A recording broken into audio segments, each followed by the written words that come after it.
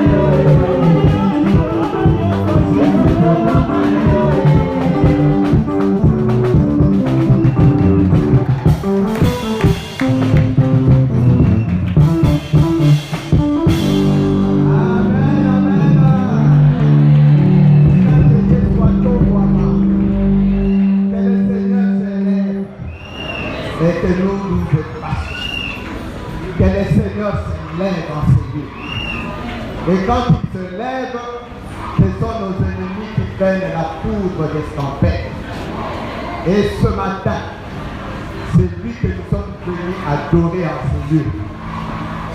Il est plus fort que celui qui est dans le monde. Parce que la Bible déclare que celui qui est dans nous est plus fort que celui qui est dans le monde. Ce matin, bien-aimés dans le Seigneur, nous devons être dans la joie, être vraiment joyeux pour ce que le Seigneur est en train de faire pour nous.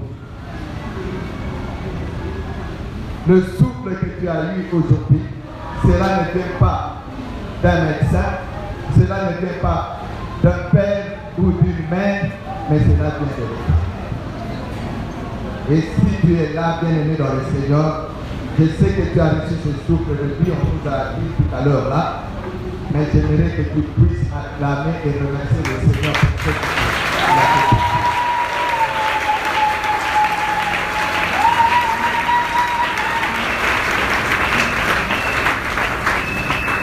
Que le Seigneur soit glorifié.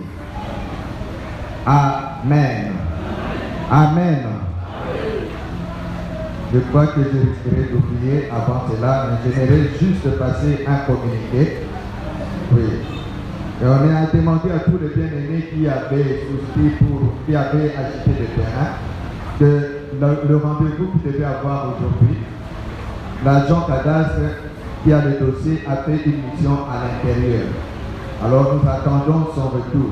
Nous tenons à nous excuser. Donc le rendez-vous devait avoir lieu aujourd'hui à 15h. Alors c'est ça, c'est que nous voulons vous communiquer, vous passer comme communiquer. Que le Seigneur vous bénisse. Nous allons ouvrir nos Bibles. Nous sommes dans Matthieu chapitre 5. Nous lirons du 13e au 16e verset. Lèvons-nous s'il vous plaît pour honorer la parole de Dieu. Je disais Matthieu chapitre 5 du 13e au 16e verset. Nous le lisons au nom du Seigneur. Vous êtes le sel de la terre, mais si le sel perd sa saveur, avec quoi la lui rendra-t-on? Ne sert plus qu'à être jeté dehors et foulé aux pieds par les hommes. Vous êtes la lumière du monde. Une ville située sur une montagne ne peut être cachée. Et on n'allume pas une lampe pour la mettre sous le boisseau, mais on la met sur le chandelier et elle éclaire tous ceux qui sont dans la maison. Que votre lumière luise ainsi devant les hommes, afin qu'ils voient vos bonnes œuvres et qu'il glorifie votre Père qui est dans les cieux. Parole du Seigneur. Père éternel, nous te bénissons pour ce moment favorable que tu viens de nous accorder. Ce temps, ô Seigneur, si merveilleux, nous voulons vraiment être conduits par toi. Et la Bible déclare que c'est poussé par le Saint-Esprit que les hommes ont parlé de ta part. Ô Seigneur, oriente-nous, affermis-nous, corrige-nous dans tout ce que nous ferons aujourd'hui, ô Seigneur. Et que c'est là pour ta seule gloire. Au nom de Jésus, nous avons ainsi prié et nous disons Amen. Amen. Hein? Que le Seigneur soit béni. Bienvenue dans le Seigneur. Ce matin, le Seigneur a voulu que nous puissions partager ce passage ensemble et avec comme thème le sel et la lumière. Le sel et la lumière. Dans ce récit, il s'agit de ce que Jésus-Christ a enseigné à ses disciples. Il voulait leur faire voir ce qu'ils doivent être et ce qu'ils sont en tant que disciples. Il leur a dit que vous êtes le sel de la terre. Mais si le sel perd sa saveur, avec quoi la lui rendra-t-on? Et il a précisé encore, il a dit le sort de cela. Il ne sert plus qu'à être jeté dehors et foulé aux pieds par les hommes. Et il a renchéri encore pour dire ceci. Vous êtes la lumière du monde. Une ville située sur une montagne ne peut être cachée. Et on n'allume pas une lampe pour la mettre sous le boisseau ou sous le seau. Mais on la met sur le chandelier. Et elle éclaire tous ceux qui sont dans la maison. La lumière n'éclaire pas une partie, mais éclaire tous ceux qui sont dans la maison. Et que votre lumière luise. C'est ça la recommandation. Il a donné que votre lumière luise ainsi devant les hommes, afin qu'ils voient vos bonnes œuvres et qu'ils glorifient votre Père qui est dans le ciel. Bien-aimés dans le Seigneur, chacun de nous ici connaît ce que c'est le sel. Si Jésus a donné cette illustration-là, c'est juste pour que nous sachions, pour que personne ne puisse pas oublier ce qu'il est. Il a fait cette illustration-là parce que tout le monde connaît le sel. Personne ici ne pourra me dire qu'il ne connaît pas le sel. Et tout le monde connaît la lumière. Nous avons même la lumière naturelle là que nous voyons. Il y a maintenant aussi cette lumière artificielle qui nous éclaire. Chacun, pour manger, a besoin de sel. Et je crois, bon, on épargne peut-être les gens qui sont, comment dirais-je, les régimistes qui sont en plein régime, ils ne prennent plus le sel. Mais elles savent, ces personnes-là, que le sel a une grande importance dans la vie de l'homme. Alléluia. Le sel, si nous pouvons savoir, nous pouvons définir le sel pour certaines personnes qui ne connaissent pas ça. La définition, c'est une substance sèche, mais ça m'étonnerait si vous ne connaissez pas ça. Friable, c'est-à-dire qui peut aisément être réduit en poudre, soluble, qui peut être dissous. Vous savez, le sel, quand on le met dans la nourriture, comme le passage ici nous dit que vous êtes le sel de la terre, mais si le sel perd sa saveur, avec quoi la rendra-t-on? C'est-à-dire le sel est utilisé pour la cuisson. Quand on prépare une nourriture, on doit mettre le sel. Et quand on ne met pas le sel, sachez-le que cette nourriture sera fade. Alléluia. Bien-aimés dans le Seigneur, la Bible dit qu'il ne sert plus qu'à être jeté dehors et foulé aux pieds par les hommes. Vous savez, en Orient, là-bas, le sel qu'on utilise là-bas, ce sont des sels, effectivement, le sel provient des eaux de la mer. Et aussi dans des mines souterraines. Donc il y a des sels qui se forment là-bas. Et le sel qu'on parle de là, ce sont des sels qui sont qui ont certaines substances autres, donc d'autres impuretés, quoi. Et quand vous utilisez cela, et que peut-être vous êtes resté avec ces impuretés, ce sont ces impuretés-là qui feront que le sel ne soit plus, ne puisse perdre sa saveur. Et alors, quand le sel n'est pas bon, quand on prie cela, et on se voit directement que ce n'est pas le bon sel, qu'est-ce qu'on fait? On le fout au pied. Parce qu'il a perdu sa saveur. Et jeté dehors et foulé au pied par les hommes. Bien-aimés dans le Seigneur, Jésus a dit encore que vous êtes la lumière du monde. Et une ville située sur une montagne ne peut être cachée. La deuxième chose qu'il a parlé, la première c'était le sel, et la deuxième chose c'est la lumière. Vous voyez ces deux choses différentes. Nous avons tous besoin du sel pour notre cuisson, et nous avons besoin de la lumière, comme nous l'avons dit, pour éclairer nos maisons, pour éclairer nos lampes. Et la lumière est très importante. Même si notre ville connaît encore des problèmes d'électricité, mais nous savons toujours que chacun de nous utilise même son téléphone pour éclairer,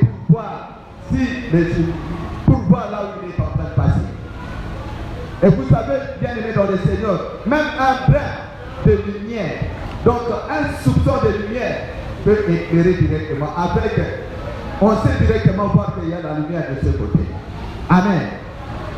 Si Jésus a parlé de cela, de que vous êtes la lumière du monde, il sait et il a précisé qu'une ville située sur une montagne ne peut être cachée. Donc il a donné aussi la troisième chose, que la montagne. Il a parlé de la montagne. Une montagne qui est située dans une ville située sur une montagne ne peut être cachée. Je peux vous donner l'exemple. On ne parle pas directement de la ville. On peut aussi donner un exemple de l'antenne qui est là derrière.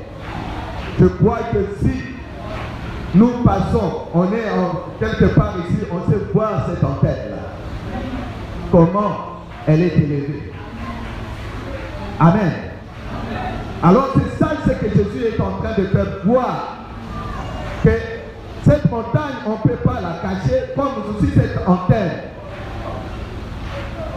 Et là, il nous a parlé de la lampe. Donc on n'allume pas une lampe pour la mettre sous le boisseau. Donc il a donné le rôle de chaque chose. Il a commencé par le sel. Il a parlé de la montagne. Et il a parlé aussi de la lumière.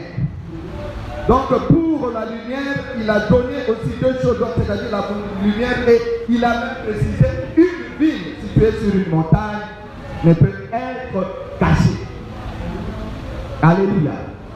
Bien-aimé dans le Seigneur, quand il fait il a donné cet exemple-là, cette illustration-là, c'est pour nous autres.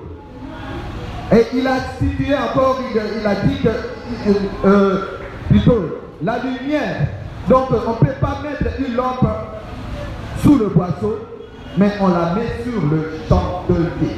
Le chandelier, c'est un endroit là où on met la lumière, c'est comme aussi comme cette lampe ici. Nous pouvons donner l'exemple de ce monde d'aujourd'hui. Quand on dit, c'est par exemple la lampe ici, on ne peut pas la mettre en dessous, mais on doit la côté, il y a le socket, il y a ce support là, pour que ça puisse éclairer cet endroit. Alléluia. Bien-aimés dans le Seigneur Jésus a dit encore que votre lumière luise ainsi devant les hommes. Donc il a dit, comme la lumière est en train d'éclairer, et que nous aussi, que nous puissions éclairer au grain des hommes. Amen. Et bien-aimés dans le Seigneur, nous tous comme nous sommes ici, nous sommes venus parce que nous aimons Jésus. Nous sommes venus ici parce que nous voulons apprendre quelque chose de la part de Christ. Jésus avait bien dit que nous sommes le sel. Il a comparé toi qui es là que tu dois être le sel et que tu ne dois pas perdre ta saveur. Donc le rôle, donc le sel doit garder sa saveur. Et ensuite, la lumière qu'on utilise ne doit pas être cachée sous le boisseau. C'est-à-dire nous devons éclairer. Nous devons être un exemple. Regardez ce qu'on fait. Quand on parle pour un homme, on dit que vraiment on peut voir quelqu'un qui est là, qui est en train de parler, mais cette personne-là, il est déjà loin. Ce qu'il sort de sa bouche, c'est autre chose. Mais c'est dit chrétien. Ce qui sort de sa bouche, c'est autre chose. On va dire que est-ce que celui-là aussi? Bien aimé, le fait de prier comme ça ne te fait pas de prier. Mais ta relation intime avec Jésus-Christ te fait que tu sois chrétien et que tu sois reconnu vraiment et que tu es en alliance avec l'Éternel. Amen. Bien aimé dans le Seigneur, nous sommes ici, nous venons, il y a chacun qui vient de sa manière. Il y a chacun qui parle, on le reconnaît ici, ils viennent. Nous venons tous ici pour écouter la parole de Dieu. Mais quand nous rentrons, il y a contraste par rapport à la parole de Dieu. Là, nous parlons de celle que Jésus est en train de faire allusion. Ici, tu as écouté la bonne parole, mais en sortant, c'est autre chose. Et il y a même, tu scandalises ceux qui sont à tes côtés. Tu scandalises même ceux qui viennent en ces lieux. Alléluia. À cause de ta parole, à cause de ce que tu prononces, à cause de ce que tu fais. Et les gens s'étonnent, bien aimés dans le Seigneur. Tu es là comme le sel qui perd sa saveur. Et nous savons que quand le sel a sa saveur, et quand on assaisonne, je crois que les gens viendront chaque fois pour prendre cette nourriture. Tu étais là, ah, j'ai mangé la nourriture de telle personne. Oui, c'était bon, et c'était bien. Et quand on dit qu'on met le sel, on le met avec modération. Tu ne peux pas prendre le sel et mettre dépassé. Donc ça ne doit pas être trop et ça ne doit pas être aussi froid. Amen. Je m'explique un peu. Quand vous mettez beaucoup de sel dans la nourriture, sachez-le que dans vos paroles, dans ce que vous dites, il y aura quelque chose de bien et quelque chose de mal. Il y aura des choses qui vont entrer là-bas. On va dire que oui, nous allons écouter. Il y a d'autres qui vont là-bas, ils vont écouter des sottises quand ils viennent dans votre pays. Amen. Et il a dit ceci, vous êtes la lumière du monde. Il a bien précisé là-bas, la lumière du monde. Toi qui es là, tu es la lumière du monde. Tu dois éclairer. Tu dois éclairer. Mais la plupart des gens, on sait directement quand tu n'es pas, tu as perdu la saveur. Il y a d'autres, quand on regarde de loin directement, on dit non. Celui-là, cette personne-là, il ne mérite pas. Il ne mérite pas. Sa manière d'être, sa façon de s'habiller, sa manière d'agir, il ne peut pas être un dirigeant, un bon dirigeant, un bon frère, une bonne soeur. Parce que il a mis ce qu'il a reçu comme message, il a mis ça sous le boisseau. Donc il a mis ça en dessous. Il est venu, il a écouté le message, mais il sort. Ce message n'est plus là.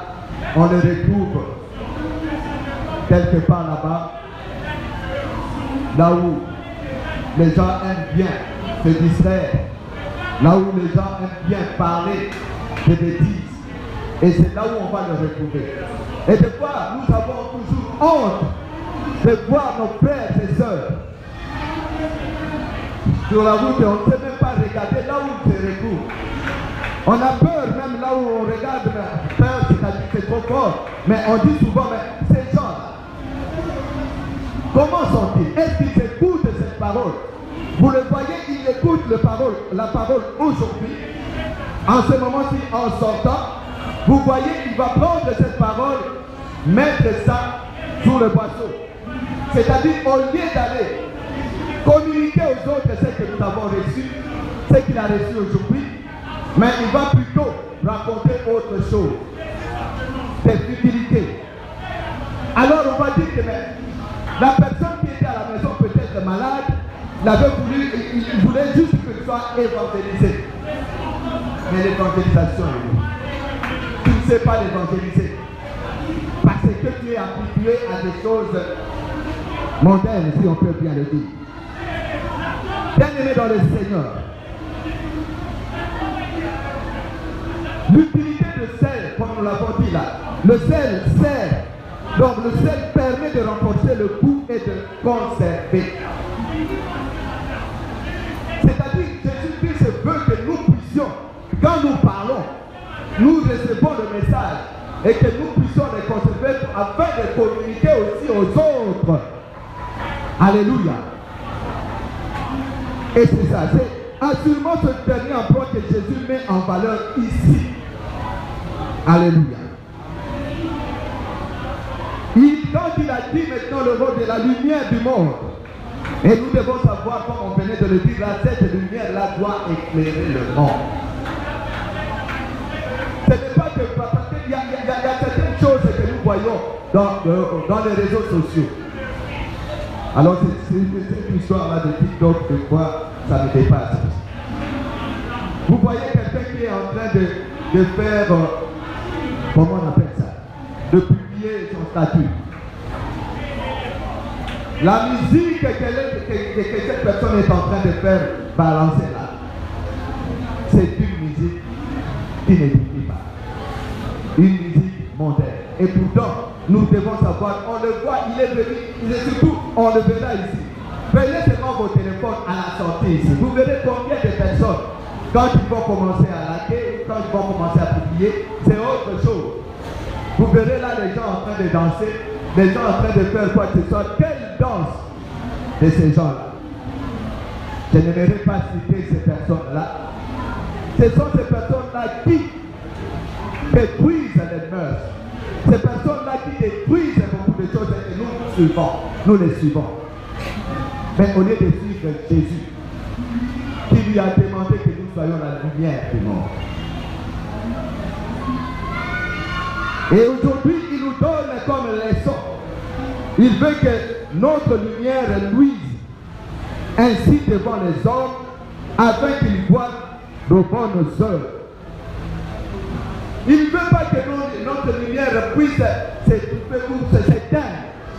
Il veut que ta lumière luise et qu'il puisse voir de bonnes œuvres et qu'il glorifie notre Père qui est dans les cieux. Alléluia. Cette lumière-là ne doit pas s'éteindre. Cette lumière-là doit s'allumer à chaque instant. Doit rester allumée. Et celle-là doit être mise avec modération. Doit être utilisée avec beaucoup de modération.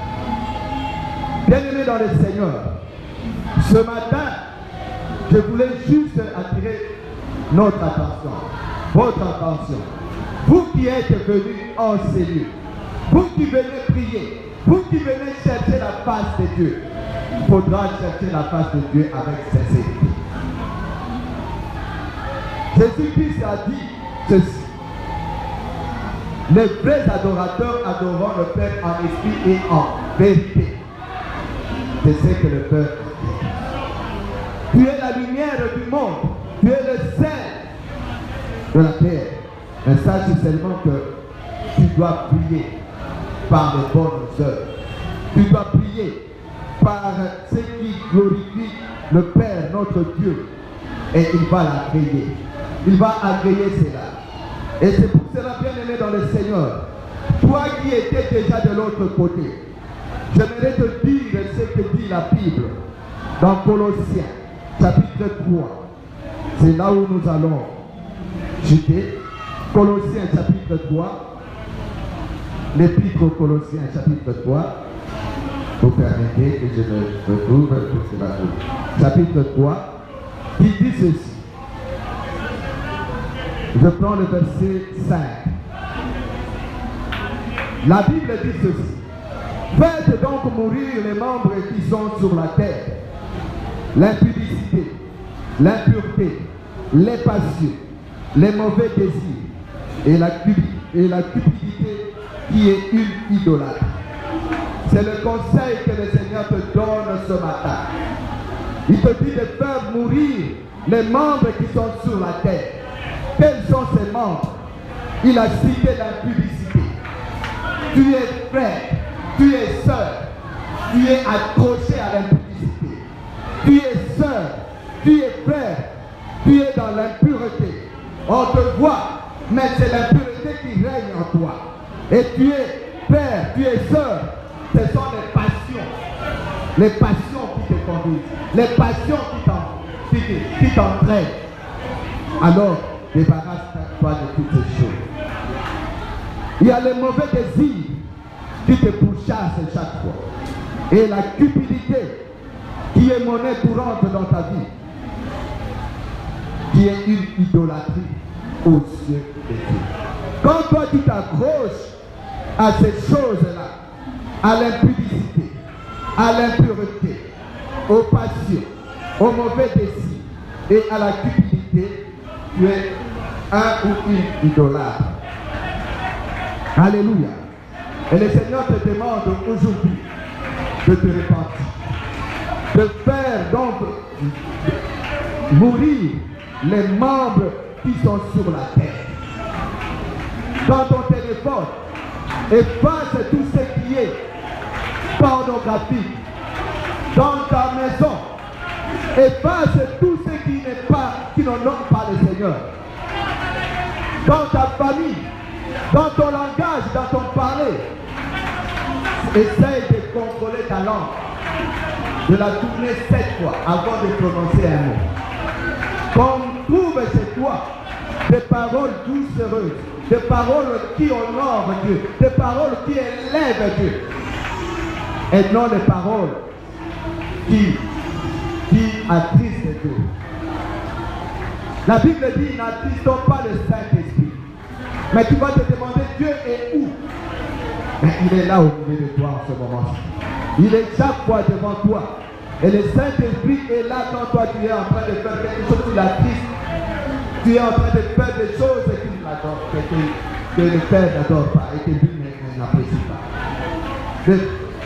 Aujourd'hui, j'aimerais t'inviter que tu puisses changer ta manière de voir les choses. Si tu étais dans le monde avec les choses et adorer les choses de ce monde, aujourd'hui, le Seigneur veut que tu deviennes le sel et la lumière, le sel de la terre et la lumière du monde.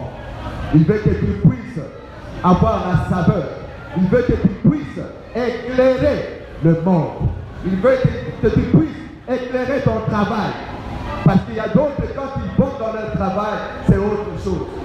Dans leurs affaires, c'est autre chose. Mais aujourd'hui, en sortant ici, j'aimerais que tu puisses, là où tu es, ne fais pas semblant quand tu verras un serviteur de Dieu passer pour faire l'hypocrisie. Non, l'hypocrisie tu peux le faire chez nous, mais celui qui est dans le ciel te voit. Vrai ou faux? Vrai ou faux? Ah, aujourd'hui, il n'y a pas d'acclamation. Hein? Parce que là, on est en train de parler de choses qui sont vraiment très importantes. Alléluia. Aujourd'hui, on est là, on doit prêcher cela. La bonne évangile, le bon évangile, la parole juste de Dieu, la parole qui donne la vie. Et si tu veux vraiment être enfant de Dieu, Jésus-Christ est venu ici, sur cette terre. Il a dit à tous ceux qui l'ont reçu, à tous ceux qui ont cru en son nom, il leur a donné le pouvoir de devenir enfant de Dieu. Tu veux devenir enfant de Dieu.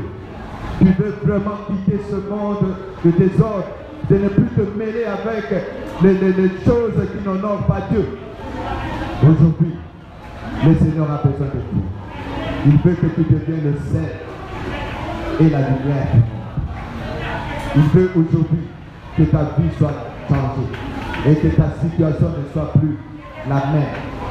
Toi qui étais entré, ou quand tu disais à ton frère ou à ta soeur, attends-moi, quand je vais revenir de l'église, je te suivrai et je te tabasserai. Mais aujourd'hui, que cette parole te transforme, que tu puisses communiquer, non, j'appartiens à Jésus. Et que c'est aujourd'hui que je deviens réellement enfant de Dieu. Que le Seigneur bénisse sa parole.